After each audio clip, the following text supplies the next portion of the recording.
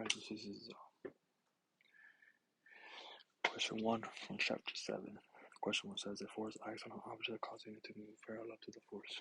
The graph in the figure shows this force as a function of the position of the object. How much work does the force do as the object moves from 4 meters to 6 meters? So this is the figure that we're given.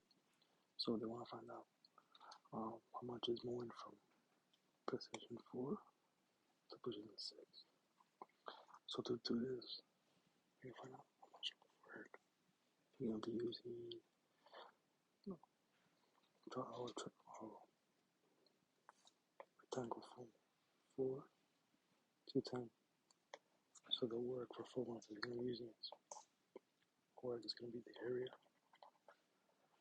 of triangle A, B, and C. So this is our A, this is our B, this is our C.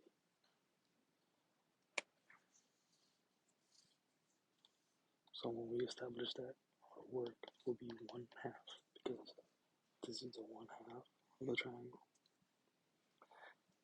or 1/2 of the square. I mean, that's going to be 1/2 times 10, or start off by 4, 10 joules. This comes out to 20. So the answer to our question is